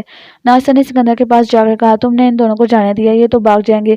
کیا یہ اچھا نہیں کہ ہم ان دونوں میں سے کسی کو نور پور لے جاتے, اور اگر وہی لڑکی ہوتی تو اسے لے آتے. حماد جاتا ہے تو جائے. کبھی کبھی تم بیوقوف بن جاتے ہو. حماد اس لڑکی کی نشاندہی کرے گا تو ہم ساری رقم وصول کریں گے اور انہیں مجبور کریں گے کہ وہ پیسہ حاصل کرنے کے لیے کچھ اور ہاتھ پیر مارے. سکندر نے کہا. 1 تیر سے 3 شکار. ناصر نے اس کی طرف دیکھ کر مسکرایا. بابو کو فون کرو, وہ باہر ہی بیٹھا ہے, وہ ان دونوں کی نگرانی کریں. جمال اور نواز اسے نہیں جانتے, اس لیے انہیں یہ شک نہیں پڑے گا کہ ان کی نگرانی ہو رہی ہے. مجھے یقین ہے کہ یہ ان دونوں کا کام ہے. سکندر نے کہا. ایک بار پھر یہ ہمیں اندھیرے میں رکھ کر چلنا چاہتے ہیں. ناصر کے حکم سے بابو ان کے تعاقب میں نکل گیا. جمال نے جو صورتحال تیمور کو بتائی تھی, اس سے ظاہر ہوتا تھا کہ سکندر نواز اور جمال کو اپنی نظر سے دور نہیں ہونے دے گا. اسے یقین تھا کہ اگر نواز اور جمال اس ڈرائیور ہوٹل تک آئے تو اس کے پیچھے سکندر کی نگاہیں بھی ضرور ہوگی. وہ ایسا چاہتا بھی تھا. وہ ڈرائیور ہوٹل شہر سے نکلنے والی سڑک پر تھا. ہر ٹرک بس اس جگہ ضرور رکتی تھی, لیکن اچانک نہ جانے کیا ہو گیا تھا کہ وہ ہوٹل بند ہو گیا تھا. پھر وہ کھنڈر کی تصویر بن گیا تھا. تیمور کی ہدایت پر حماد اس ہوٹل میں ایک ایسی جگہ چھپ کر بیٹھ گیا تھا جہاں سے دیوار میں رستہ بنا ہوا تھا, جس سے وہ ضرورت کے وقت فرار ہو سکتا تھا. تیمور اس ہوٹل سے کچھ فاصلے پر ایک گھنے درخت پر چڑھ کر بیٹھ گیا تھا. حماد اور تیمور میں موبائل فون پر رابطہ تھا. جیسے ہی نواز اور جمال ٹیکسی میں بیٹھ کر اس جگہ پہنچے, اس نے ٹیکسی کو فارغ کرنے کے بعد دائیں بائیں دیکھا اور پھر ہوٹل کے مین ٹوٹے ہوئے دروازے کی طرف بڑھ گئے. جمال نے راستے میں ٹیکسی میں سوار ہونے سے قبل نواز کے گوش حماد کی ساری بات گزار کر دی تھی. انہیں حماد کی بات پر یقین کرنا پڑا تھا. سکندر کسی بھی وقت کچھ بھی کر سکتا تھا. انہیں خود بھی اس سے خطرہ تھا, لیکن وہ اپنے مطلب اور تحفظ کے لیے مجبور تھے. لیکن حماد نے جیسے ہی اسے بتایا کہ ان کی جان کو خطرہ ہے, وہ ہر بات سوچنا بھول گئے تھے. بس اتنا یاد رکھا کہ انہیں حماد سے ملنا ہے تاکہ وہ اسے ساری حقیقت جان سکے. اس کے علاوہ وہ یہ بھی ماننے کے لیے تیار نہیں تھے کہ حماد اس جگہ اتنی اونچائی سے فرار ہو گیا ہے. ان کا شک تھا کہ سکندر ہی نے حماد کو اپنے کسی مقصد کے لیے وہاں سے کسی اور جگہ منتقل کیا ہوگا. جو ہی وہ دونوں اس ہوٹل کے اندر گئے, بابو بھی اپنی موٹر سائیکل پہ اس جگہ پہنچ گیا. اس نے ایک طرف کھڑے ہو کر فون کیا, لیکن اس سے بھی پہلے جب نواز اور جمال اب اس جگہ آ کر رکے تھے, تیمور نے حماد کو اطلاع کر دی تھی. تیمور جیسا چاہتا تھا ویسا ہی ہوا تھا. نواز اور جمال کے تعاقب میں جو آدمی سکندر نے بھیجا تھا, اسے دیکھ کر تیمور چوکنا ہو گیا تھا. کہاں ہو حماد؟ نواز نے اندر جا کر متلاشی نگاہوں سے دیکھتے ہوئے آہستہ سے پکارا. حماد جس جگہ چھپا ہوا تھا وہ باہر نکل آیا. وقت کام ہے, تم دونوں کو میرا بلانے کا مقصد یہ تھا کہ سکندر تم دونوں کو مار دینا چاہتا ہے. وہ ہمیں کیسے مار سکتا ہے جبکہ ہم نے اس کا پیسہ دینا ہے؟ وصولی کے بغیر وہ ہمیں انگلی بھی نہیں لگا سکتا. نواز نے اس کی طرف دیکھتے ہوئے کہا. وہ میرے ذریعے سے اس لڑکی کو پھر سے اغوا کرنا چاہتا ہے. میں پہلے اپنی رشتہ داری بھول کر اس کا ساتھ دینے کے لیے تیار ہو گیا تھا. اس نے مجھے ایک دوسری جگہ بند کر دیا تھا. تب مجھے پتا چلا کہ وہ تم دونوں کو مار دینا چاہتا ہے اور تمام میں ملنے والا روپیہ کہیں زیادہ ہے. وہ خود اس پر ہاتھ صاف کرنا چاہتا ہے, حماد نے بڑے اعتماد سے کہا. نواز اور جمال نے ایک دوسرے کا منہ دیکھا. نواز نے پھر کہا, لیکن تمہیں کب سے ہمارے ساتھ ہمدردی ہونے لگی؟ مجھے تم دونوں سے کوئی ہمدردی نہیں ہے, حماد نے کچھ توقف کے بعد کہا. میں نے اپنے مطلب کے لیے تم دونوں کو یہاں بلایا ہے, کیونکہ اگر میں سکندر کا ساتھ دیتا تو مجھے کچھ نہیں ملے گا. شاید اس کے بدلے مجھے ایک گولی مل جائے, لیکن تم دونوں نے مجھ سے وعدہ کیا تھا کہ مجھے 20 لاکھ روپیہ دو گے. جمال اور نواز نے سوچا. جمال نے کہا, لڑکی کہاں ہے؟ لڑکی ابھی گھر نہیں پہنچی, اور جہاں ہے اس کا مجھے علم ہے. اس کے گھر والے کوئی بھی اتنی بڑی رقم دینے کے لیے تیار ہے. حماد نے کہتے ہوئے اپنی گھڑی کی طرف اس طرح سے دیکھا کہ ان دونوں کو محسوس نہیں ہوا. میرا خیال ہے کہ اب ہمیں اس جگہ سے نکلنا چاہیے, نواز نے کہا. یہاں کوئی ڈر نہیں ہے, کیونکہ مجھے سکندر نے اس جگہ سے دور بند کیا تھا. وہ یہاں نہیں آ سکتا. ہم اطمینان سے باتیں کر سکتے ہیں. حماد چاہتا تھا کہ وہ ان کو زیادہ سے زیادہ باتوں میں لگا کر رکھے تاکہ سکندر یہاں پہنچ جائے. یہ جگہ محفوظ ہے۔ جمال نے اپنی نگاہیں چاروں طرف دہراتے ہوئے کہا، کیونکہ یہاں دن اور رات کوئی نہیں آتا، کیا خیال ہے ہم اس لڑکی کو یہاں رکھ لیں؟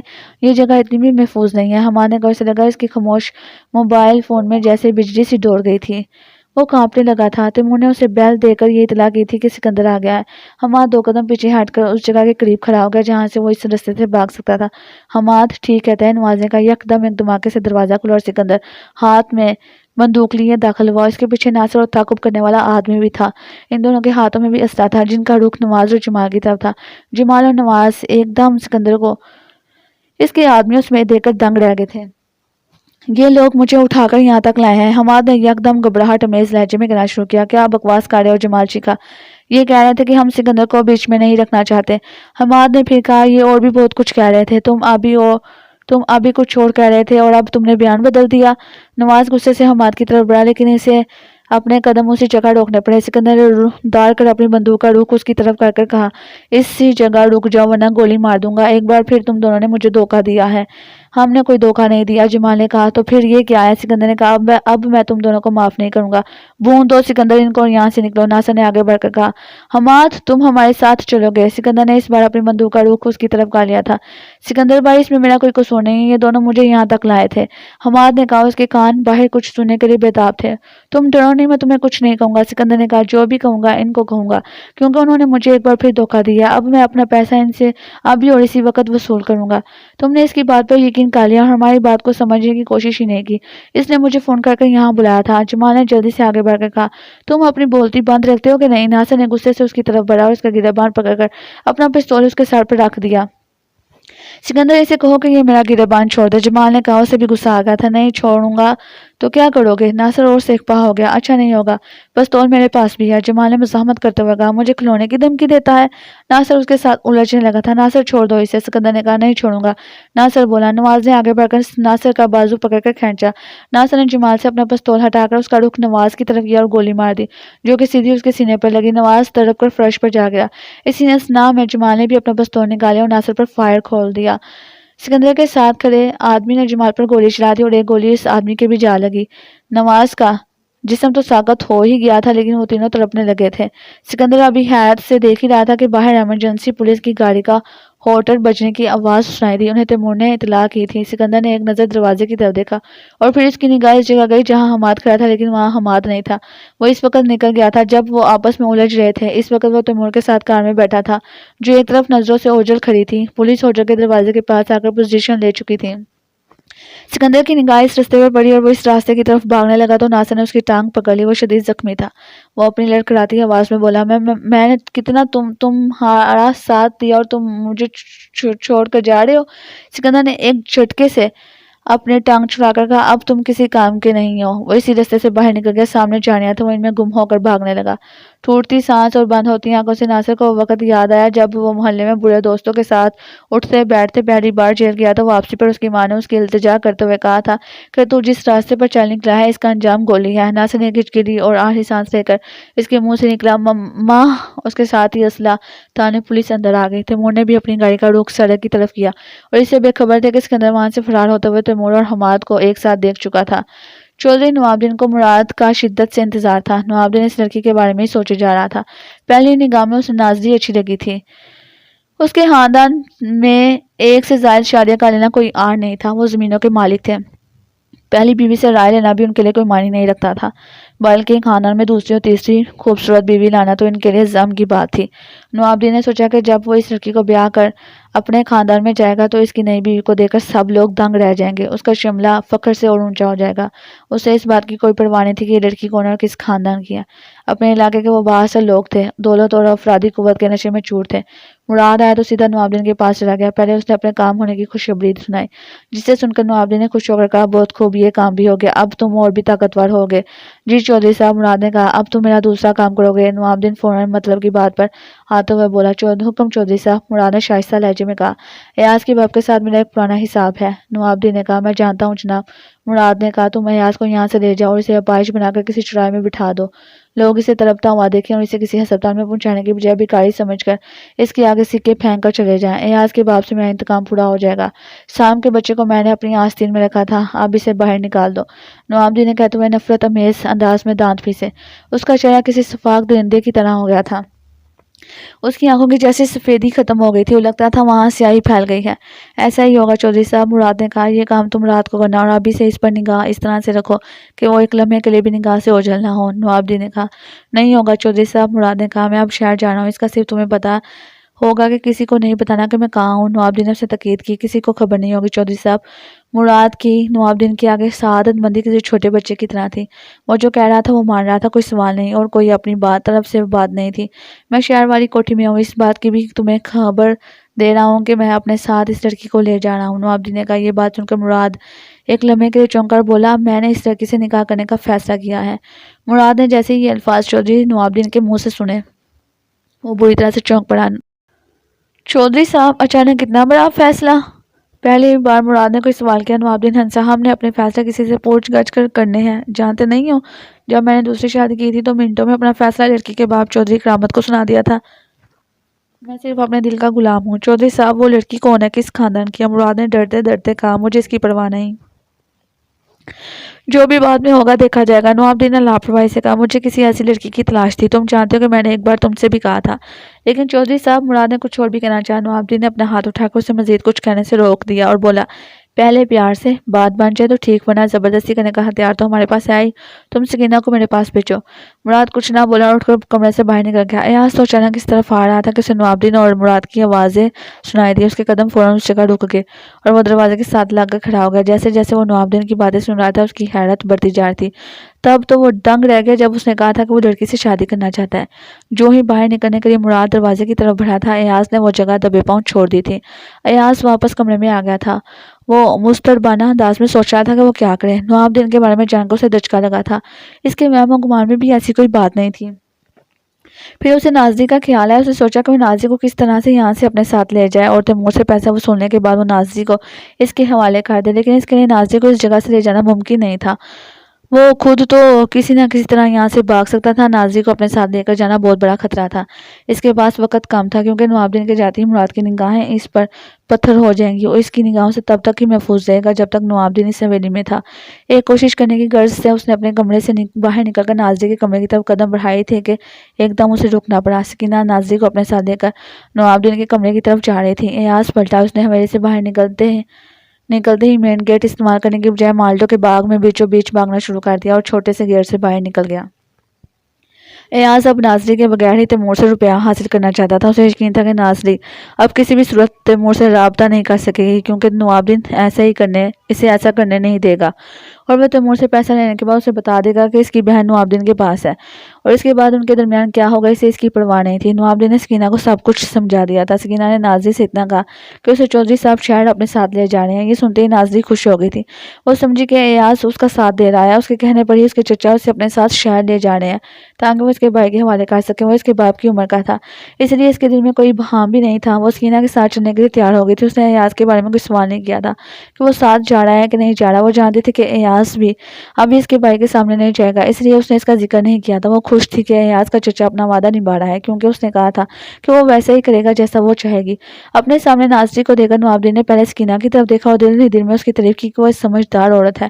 اس نے ضرور کچھ ایسا اس لڑکی سے کہا ہوگا کہ وہ اس کے ساتھ چلنے کے لیے تیار ہو گئی ہے۔ نوابدین کو سکینہ پر بہت اعتماد تھا۔ دوسری شادی کے لیے بھی سکینہ نے اس کی بہت مدد کی تھی۔ تمہاری زبان میں جادو ہے، نوابدین نے سکینہ کے پاس جا کر مسکراتے ہوئے آہستہ سے کہا۔ سکینہ کو کوئی ایسی کہانی نازلی کو نہیں سنانی پڑی تھی۔ وہ تو شہر کا سن کر ہی اس کے ساتھ چلنے کے لیے تیار ہو گئی تھی۔ اب جب کہ چودھری نوابدین نے اس کی تعریف کی تو پھولے نہیں سما رہی تھی۔ اصل بات کو چھپا گئی، وہ ایک بڑے انعام سے محروم نہیں ہونا چاہتی تھی۔ سکینہ نے خوشی سے اپنی گردن کھڑی کر لی تھی۔ جانے سے پہلے نوابدین نے ایک بار پھر مراد کو تاکید کی کہ وہ ایاز پر بھی نگاہ رکھے اور رات کو اس کا کام کر دے۔ مراد کا دھیان سکندر کی طرف تھا۔ وہ سوچ رہا تھا کہ سکندر اس کی فون کال کا انتظار کر رہا ہوگا۔ نازلی نے اپنی نگاہ اٹھا کر متلاشی نگاہوں سے دیکھا۔ دیکھا کہ ایاز کہاں کھڑا ہے، وہ کہیں بھی دکھائی نہ دیا تو اس نے سوچا کہ ہو سکتا ہے وہ جان بوجھ کر اس کے سامنے نہیں آنا چاہتا ہو۔ ایاز کہاں ہے؟ اچانک نوابدین نے منشی سے پوچھا۔ جی وہ اپنے کمرے میں ہوگا، منشی نے جواب دیا۔ میں اسے بلاؤں چودھری صاحب؟ نہیں رہنے دو، وہ آرام کر رہا ہوگا، نوابدین نے کہا اور کمرے سے باہر نکل گیا۔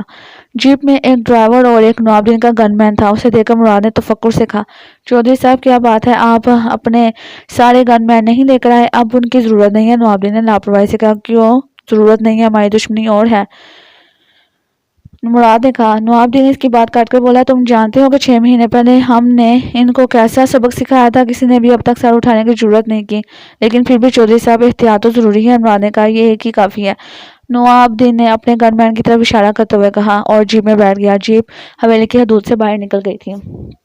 مراد نے فوراً سکندر کو فون کیا تو سکندر نے اسے آج ہونے والے واقعے کے بارے میں بتا کر کہا کہ وہ اس وقت ایک دوست کے ساتھ ریلوے پھاٹک کے پاس ہی چھپا ہوا ہے اور باہر کی صورتحال جاننے کی کوشش کر رہا ہے۔ مراد نے اسے مزید کچھ بتانے کی ضرورت محسوس نہیں کی۔ سکندر نے خود بھی نہیں پوچھا، وہ الجھن کا شکار تھا۔ نازلی اپنی بھائی اور بھابھی سے ملنے کے لیے بے چین تھی۔ وہ ایاز کے بارے میں سوچ رہی تھی جس نے اپنا وعدہ پورا کیا تھا، اور اسے اب اس کی ہر بات پر یقین آ گیا تھا جو اس نے اپنے بارے میں بتائی تھی، وہ سچ کہہ رہا تھا۔ اس سے دوری ایک غلط فہمی تھی، وہ اب اپنے بھائی اور بھابھی کی وہ غلط فہمی دور کر دے گی۔ نازلی نے سوچا اور زیر لب ہولے سے مسکرا دی۔ راستے میں تقریباً آدھے گھنٹہ نوابدین اپنے ایک دوست کے پاس بھی رکا تھا۔ اس دوران نازلی، سکینہ اور دونوں آدمیوں کے ساتھ جیپ میں ہی براجمان رہی تھی۔ انہی خیالوں میں وہ شہر کب پہنچے نازلی کو خبر نہیں ہوئی۔ اچانک شور برپا تھا، کان پھاڑنے والی آوازیں، چیخو پکار شروع ہو گئی تھی۔ جیپ ڈرائیور کے اختیار سے باہر نکل کر سامنے کھمبے کے ساتھ جا ٹکرائی۔ نازلی نے اپنے آپ کو سنبھالا اور اس کے اوپر سکینہ گر پڑی تھی۔ پھر اس کی نگاہ سامنے ڈرائیور پر گئی، وہ خون میں لت پت اسٹیئرنگ پر اوندا پڑا ہوا تھا۔ اس کے ساتھ براجمان گن مین بھی اسی حالت میں تھا، جبکہ نوابدین بھی خون میں نہایا ہوا تھا، بے جان جسم کے ساتھ پڑا تھا۔ نازلی کے کان میں کسی کی آواز پڑی، اس نے نفرت سے کہا تھا، ہم دشمنوں کی بھی عورت پر ہاتھ نہیں اٹھاتے۔ اس کے بعد ایک ساتھ 2-3 موٹر سائیکل تیزی سے چلنے کی آوازیں آئیں اور نازلی خوفزدہ ہو گئی تھی۔ چودھری نوابدین کو اس کے دشمنوں نے گولیاں مار دی تھیں۔ وہ یکدم جیپ سے باہر نکلی اور اندھا دھند ایک طرف بھاگنے لگی۔ اسے یہ بھی پتہ نہیں چل رہا تھا کہ کس طرف اور کیوں بھاگ رہی ہے۔ اچانک وہ ایک مضبوط شخص کے ساتھ ٹکرا گئی۔ ایاز نے مین سڑک پر آتے ہی تیمور کو فون کیا تھا اور بولا، مجھے ابھی رقم چاہیے، تم فوراً ریلوے اسٹیشن کے باہر پہنچو، تم نے مجھے کوئی اور وقت دیا تھا۔ تیمور نے کہا، کیا تم چاہتے ہو کہ میں تمہاری بہن کو تمہاری فضول باتوں کی وجہ سے مار دوں؟ ایاز نے زہریلے لہجے میں کہا، میں جیسا کہہ رہا ہوں ویسا کرو۔ تیمور نے اس کی بات برداشت کرتے ہوئے کہا، نازلی کہاں ہے؟ وہ میرے ساتھ ہی ہوگی۔ جب میں تمہیں کار چھوڑ دینے کے لیے کہوں تو تم کار سے باہر نکل کر اس جگہ سے چلے جانا، پیسہ پورا دے کر میں تمہیں بتا دوں گا کہ نازلی کہاں ہے۔ ایاز نے کہا، بیگ میں پورا 1.5 کروڑ روپیہ ہو، اس سے کم ہوا تو یاد رکھنا تم اپنی بہن سے کبھی نہیں مل پاؤ گے، مجھے نازلی اسی جگہ چاہیے۔ ایک ہاتھ دو اور دوسرے ہاتھ لو، تیمور نے کہا، میں نے تو پہلے بھی کہا تھا کہ مجھے نازلی سے کوئی سروکار نہیں، وہ پاس ہی کہیں ہوگی، میں تمہیں بتا دوں گا اور تم وہاں پہنچ جانا۔ ایاز نے کہا، میں پھر کہہ رہا ہوں کہ کوئی دھوکہ نہیں چلے گا۔ تیمور نے کہا، فضول باتوں میں وقت ضائع مت کرو، جیسا میں نے کہا ہے ویسا کرو، ریلوے اسٹیشن کے باہر پہنچو، تب تک کار میں رہنا جب تک میں فون نہ کروں، کوئی ہوشیاری ہی نہ کرنا، ورنہ کچھ اور بھی ہے جو تم پر نگاہ رکھے ہوئے ہیں۔ ایاز نے کہا اور رابطہ منقطع کر دیا۔ اسی انسداد میں ایک کار اس طرف آ رہی تھی۔ ایاز نے اسے لفٹ لینے کا اشارہ کیا، کار اس کے پاس رک گئی اور ایاز کا کار میں بیٹھ گیا۔ تیمور نے فون بند ہوتے ہی سوچا کہ وہ کیا کرے۔ یہ بات وہ بھی جانتا تھا کہ ایاز کو محض روپے کی ضرورت ہے، وہ نازلی کو کوئی نقصان پہنچائے بغیر چلا جائے گا، لیکن تیمور نے ارادہ کر لیا تھا کہ وہ اسے اتنی آسانی سے نہیں جانے دے گا۔ تیمور نے عشرت کو کچھ ہدایت کی اور بیگ میں روپے اور اس کے نیچے کاغذات رکھ کر اپنی گاڑی میں چلا گیا۔ تہمات کو اس نے اوپر کمرے میں رہنے کی ہدایت کی تھی۔ ایاز کار سے نیچے اترا تو اس نے ٹیکسی لی اور سیدھا ریلوے اسٹیشن کی طرف چل پڑا۔ ایاز نے ٹیکسی سے اترتے ہی ایک ایسی جگہ کا انتخاب کیا جہاں سے وہ واضح طور پر تیمور کو دیکھ سکتا تھا۔ جس جگہ تیمور کو آ کر رکنا تھا وہاں ابھی وہ نہیں آیا تھا۔ تیمور ریلوے اسٹیشن کی طرف جا رہا تھا کہ اچانک پیچھے سے آفتاب کی جیپ تیزی سے نکل کر اس کی کار کے آگے رک گئی۔ تیمور کو اچانک اپنی کار کی بریک لگانی پڑی۔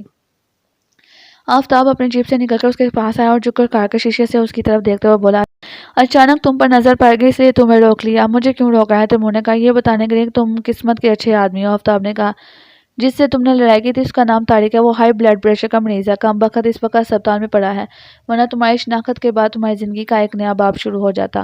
تیمور اس کی طرف دیکھ کر تمسخرانہ انداز میں مسکرایا اور بولا، تمہاری باتیں تم ہی جانو، پتہ نہیں تم کس کے دھوکے میں مجھے گھسیٹ رہے ہو۔ کسی کے دھوکے میں نہیں، بلکہ میں ٹھیک تمہیں گھسیٹ رہا ہوں۔ آفتاب نے کہا، مجھے ایک کام سے جانا ہے، میرا راستہ چھوڑ دو۔ تیمور نے کہا، اس بیگ میں کیا ہے؟ اچانک آفتاب نے پوچھا، کچھ بھی ہو، تمہیں کیا ہے؟ تیمور نے مطمئن سے کہا، پولیس والا ہوں، مشکوک چیز چیک کر سکتا ہوں۔ آفتاب نے کہا، ایک شریف شہری کو تم اس اس طرح سے اپنے انتقام کا نشانہ نہیں بنا سکتے۔ تیمور نے اس کی دکھتی رگ پر ہاتھ رکھ دیا۔ آفتاب اس کی بات سن کر تڑپ اٹھا اور اس نے غصے سے کہا، تم مجھے ایک ہی بات کہتے ہو کیونکہ تم اسی بات کے پیچھے مجھے نہ جانے کس جرم میں گھسیٹنا چاہتے ہو۔ تیمور نے کہا، ٹھیک ہے، سب باتیں ایک طرف، کل ٹھیک 10 بجے کالج کے اس درخت کے نیچے اس گراؤنڈ میں تمہیں بلاتا ہوں۔ تمہاری ہڈی پسلی ایک نہ کاری تو میرا نام بھی آفتاب نہیں۔ تجھے اپاہج بنا کر پھر تمہارے ساتھ قانون کی باتیں کروں گا۔ میں کل 10 بجے وہاں پہنچ جاؤں گا۔ تیمور نے کہا، اب بھاگنا نہیں۔ آفتاب نے اس کی طرف اپنی شہادت کی انگلی اٹھا کر کہا، بزدل نہیں ہوں۔ تیمور نے کہا۔ آفتاب نے اس کی طرف قہر آلود نگاہوں سے دیکھا اور اس کی کار سے پیچھے ہٹ گیا۔ تیمور نے اپنی کار آگے بڑھا دی۔ آفتاب اس کی کار جاتی ہوئی دیکھتا رہا۔ جب اس کی کار نگاہوں سے اوجھل ہو گئی تو آفتاب نے جیپ میں بیٹھے ڈرائیور کو حکم دیا کہ وہ جیپ ایک طرف کھڑی کر دے اور خود وہ غصے سے ایک طرف رفتہ رفتہ چل پڑا۔ اپنے اندر غصے کے اٹھتے طوفان کو وہ کچھ دیر چلنے سے دبانا چاہتا تھا۔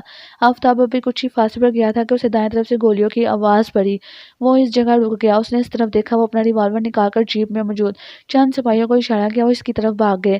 ان کا رخ اب اس طرف تھا۔ کچھ ہی فاصلے پر چوک سے بائیں طرف سے گولیاں چلنے کی آوازیں آئیں۔ جو ہی آفتاب چوک سے بائیں جانب مڑنے لگا، ایک بھاگتی ہوئی لڑکی اسے ٹکرا گئی۔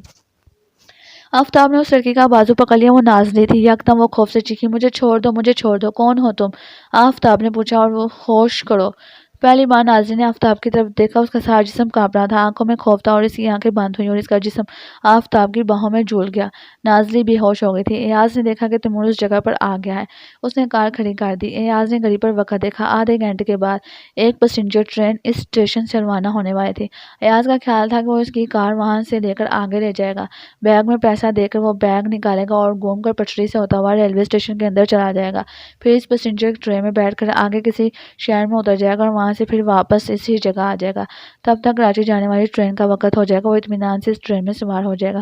اس طرح اگر کوئی اس کی تلاش بھی کرے گا تو وہ ٹرین میں ہونے کی وجہ سے محفوظ رہے گا۔ آگے ہو تم؟ ایاز نے اسے فون کیا۔ تیمور نے موٹر سائیکل سٹینڈ کی طرف دیکھا۔ دلبر وہاں کھڑا 1 بجے سے بوٹ پالش کر رہا تھا۔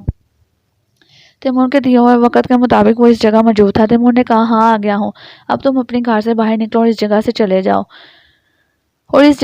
جاؤ بالکل کار کی مخالف سمت کی طرف جانا اور چلتے ہی جانا۔ ایاز نے ہدایت کی۔ نازلی کہاں ہے؟ تیمور نے پوچھا۔ وہ اسی جگہ ہے، پیسہ ہاتھ آتے ہی میں تمہیں بتا دوں گا۔ ایاز نے کہا، تم اس کار کی طرف نازلی کو بھیج دو، میں کار سے نکل کر اسے یہاں سے لے جاتا ہوں۔ تیمور نے کہا، ٹھیک ہے، تم انتظار کرو، کچھ دیر بعد تمہیں اطلاع کرتا ہوں کہ نازلی کی لاش کہاں پڑی ہے۔ ایاز نے اطمینان سے کہا، خبردار جو تم نے ایسے الفاظ منہ سے نکالے۔ تیمور چیخا، پھر میں جو کہتا ہوں وہ کرو، ایاز نے کہا۔ تیمور نے کچھ دیر سوچا اور ایک نظر دلبر کی طرف دیکھا۔ وہ بوٹ پالش کر چکا تھا اور وہ بڑی ہوشیاری سے تیمور کی کار پر نگاہ رکھے ہوئے تھا۔ تیمور کار سے باہر نکلا تو موٹر سائیکل سٹینڈ کے ساتھ بنے ریلوے کوارٹر کی ایک کھڑکی میں، جس کی آگے جالی لگی تھی، سکندر نے تیمور کو دیکھ لیا اور ایک دم چونک پڑا۔ یہ یہاں نہیں چھوڑوں گا اسے۔ سکندر نے دانت پیس کر کہا اور اپنا ریوالور کھول کر دیکھا، وہ لوڈ تھا۔ اس کے ساتھ وہ اس کوارٹر سے باہر نکلا۔ تیمور کار کی مخالف سمت کی طرف چل پڑا۔ وہ قدم قدم کار سے دور ہوتا جا رہا تھا۔ دلبر ایک طرف دیوار کے ساتھ لگ کر کھڑا ہو گیا۔ اس جگہ چند کولی، کچھ مسافر بھی کھڑے تھے۔ دلبر نے اپنا موبائل فون نکال لیا تو اس کی نگاہ تیمور کی کار کی طرف تھی، جس کی طرف ابھی کوئی نہیں بڑھا تھا۔ ایاز اسی جگہ کھڑا تیمور کو جاتا ہوا دیکھ رہا تھا۔ جو ہی تیمور آگے جا کر بائیں طرف مڑا، ایاز نے دائیں بائیں دیکھا۔ اس سے پہلے کہ وہ اس کار کی طرف بڑھتا، سکندر اس کار کے قریب سے گزرتے ہوئے یکدم رکا۔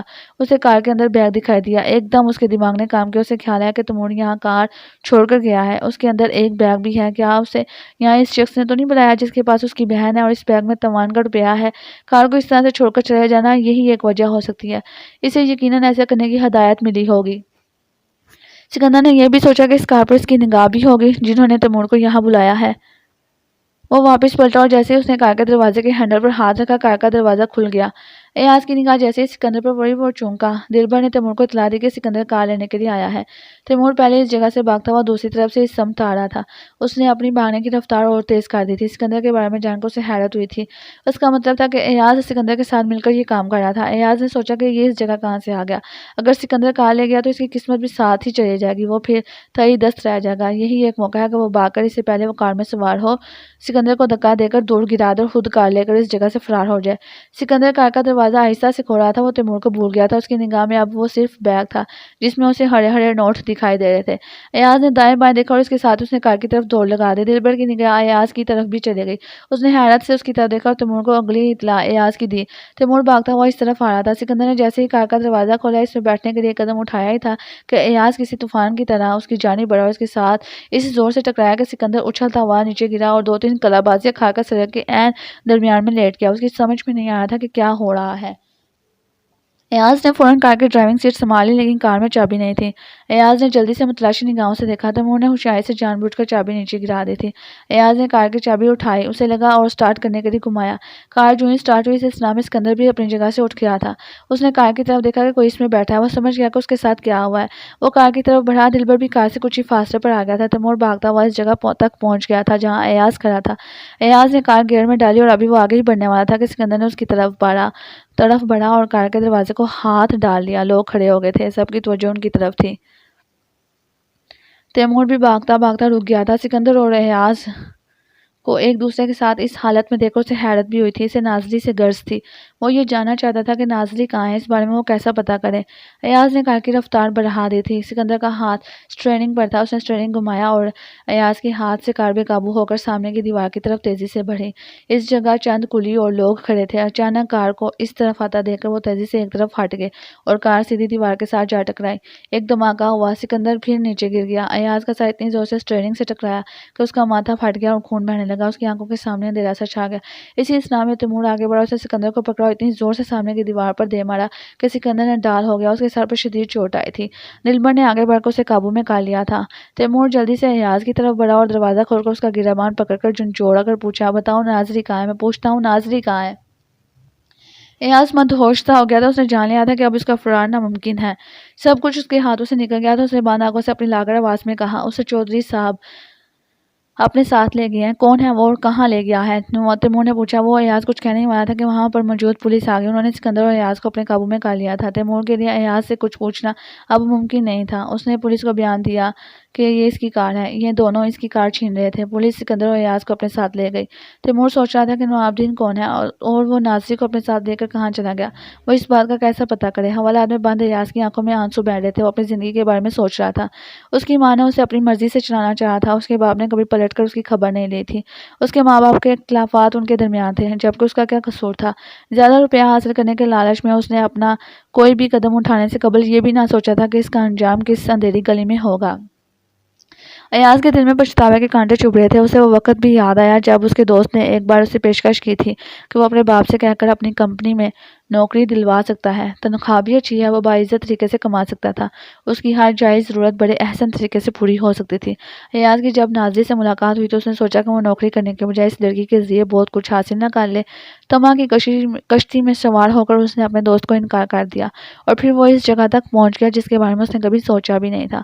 اسے یہ بات بھی بتا دی گئی تھی کہ اس کے گھر والوں کو اس کے بارے میں اطلاع کی گئی ہے، لیکن اس کی ماں نے صاف انکار کرتے ہوئے کہا ہے کہ وہ اس کا بیٹا نہیں ہے، وہ جس کی اولاد ہے وہ جانے کہاں ہے۔ اس کی بہن نے بھی منہ پھیر لیا تھا۔ ایاز نے کرب سے سوچا کہ کوئی ماں اتنی بھی سنگ دل ہو سکتی ہے؟ شاید یہ بھی اس کے گناہوں کی سزا میں شامل ایک سزا تھی۔ وہ رونے لگا تھا۔ تیمور اپنے گھر میں موجود حالات کے بارے میں سوچ رہا تھا۔ عشرت کو بھی ساری بات کا پتہ چل گیا تھا۔ کوئی راہ دکھائی نہیں دے رہی تھی۔ دونوں پریشان تھے۔ اچانک دروازے کی گھنٹی نے دونوں کو چونکا دیا۔ تیمور نے دروازہ کھولا تو سامنے آفتاب کھڑا تھا۔ دونوں کی آنکھیں چاڑ ہوئیں۔ کیا میں اندر آ سکتا ہوں؟ آفتاب نے پوچھا۔ کیا آج دروازے پر کھڑے کھڑے بات نہیں کرو گے؟ تیمور نے اس کی طرف دیکھتے ہوئے کہا۔ تم ایسا چاہتے ہو تو میں اندر نہیں آتا، آفتاب نے کہا۔ میں نے تو اسی دن بھی کہا تھا کہ ہم گاڑ آئے دشمنوں کی بھی عزت کرتے ہیں، تیمور نے کہا۔ اس دن وہ بات میں سننے کے لیے تیار نہیں تھا، آفتاب نے کہا۔ وہ اسے اندر لے آیا، آفتاب نے کہا۔ اگر مجھے پتہ چل گیا کہ تم کون سی جنگ لڑ رہے تھے؟ تیمور نے اس کی بات سن کر چونکا۔ کیا مطلب؟ آفتاب اس کی بات نظر انداز کرتے ہوئے بولا۔ میں نے سوچا کہ تم نے پولیس سے کیوں مدد نہیں لی؟ قانون اس ملک کے لوگوں کے لیے ہی ہے، خود ہی اپنی جنگ لڑنا، قانون کو ہاتھ میں لینا ہے۔ تم کیا کہہ رہے ہو؟ میری کچھ سمجھ میں نہیں آ رہا۔ تیمور نے کہا۔ شاید تم کسی اور بات میں الجھے ہوئے ہو۔ آج ساری الجھنیں دور ہو گئی ہیں، آفتاب نے کہا۔ ہاں، کل تم مجھ سے اپنا انتقام لے لو گے، تیمور مسکرایا۔ پھر میں نے یہ بھی سوچا کہ اگر تمہاری اور میری دوستی ہوتی تو تم مجھ پر اعتبار ضرور کرتے، ہم دونوں کے بیچ انہ نہ ہی آتی، جو خلیج ہے وہ نہ ہوتی۔ کیا میں سچ کہہ رہا ہوں؟ اس نے ایک بار پھر تیمور کی بات نظر انداز کی۔ مجھے نہیں معلوم، تیمور نے کہا۔ میری طرف دیکھ کر کہو، کیا میں یہ ٹھیک نہیں کہہ رہا؟ آفتاب نے کہا۔ جب ہماری لڑنے کی عمر گزر گئی تو ہم کیوں اپنی اپنی لڑائی اپنے دلوں میں لیے ایک دوسرے سے دور ہیں؟ تیمور چپ رہا۔ آفتاب نے اس کا ہاتھ پکڑ لیا اور بولا۔ آج میں کہتا ہوں کہ میری تم سے کوئی دشمنی اور لڑائی نہیں ہے، میں تم سے نہیں لڑوں گا اور دوستی کے لیے تمہارا ہاتھ اپنے ہاتھ میں لے لیا ہے۔ چاہو تو مجھ سے ہاتھ چھڑوا لو، چاہو تو اس ہاتھ پر اپنا دوسرا ہاتھ رکھ دو۔ تیمور نے آفتاب کی طرف دیکھا اور مسکرا کر اپنا دوسرا ہاتھ بھی اس کے ہاتھ پر رکھ دیا۔ دونوں ایک دوسرے سے بغل گیر ہو گئے۔ اس کے بعد آفتاب نے رضوان کو بھی باہر سے بلا لیا۔ وہ کار میں بیٹھا تھا، اس کے ساتھ نازلی بھی تھی۔ اسے دیکھ کر تیمور حیرت سے اچھل پڑا۔ آفتاب نے جو کچھ نازلی سے چاہا تھا وہ اس کے گوش گزار کر دیا۔ وہ گھر اب خوشیوں میں نہا گیا تھا۔ پرانے دوست پھر سے ایک ہو گئے تھے۔ آفتاب نے آہستہ سے تیمور سے کہا، سکندر پر تو بہت سے مقدمات ہیں، تمہارا نام آئے بغیر میں ایاز پر بھی اغواء برائے تاوان کا مقدمہ درج کروا دوں گا، یہ میں نے سوچ لیا ہے۔ حماد کو عشرت نے معاف کر دیا تھا۔ تیمور کے کہنے پر اس نے حماد کی بات نازلی پر اعان نہیں کی تھی کہ اسے اس جگہ سے آزاد کروانے والا کون تھا۔ حماد نے بھی توبہ کر لی تھی۔ اس نے اپنا راستہ پانے کے لیے جو غلط راستہ اختیار کیا تھا اس بارے میں وہ کبھی نہیں سوچے گا۔ اس نے اپنی اصلاح کر لی تھی۔ اس شام کو احسان احمد اپنی بیٹی کے ساتھ آ گیا تھا۔ وہ اسلام آباد جانے سے قبل تیمور سے ملنے کے لیے آ گئے تھے۔ تیمور نے انہیں بتایا کہ نازلی کچھ دیر قبل ہی پہنچی ہے، اداس ہو جانے کی وجہ سے وہ جلدی واپس آ گئی ہے۔ یہ سن کر احسان احمد اور ان کی بیٹی خوشی سے جھوم اٹھے تھے۔ نازلی ان کے سامنے آئی تو احسان احمد نے پیار سے اس کے سر پر ہاتھ رکھ دیا۔ تیمور کا گھر خوشیوں کا گہوارہ بن گیا تھا۔ ایسا لگ رہا تھا کہ اس گھر کے ساتھ کوئی بھی ناخوشگوار واقعہ پیش آیا ہی نہیں تھا۔ وہ سب کچھ بھول گئے تھے، سب خوش تھے۔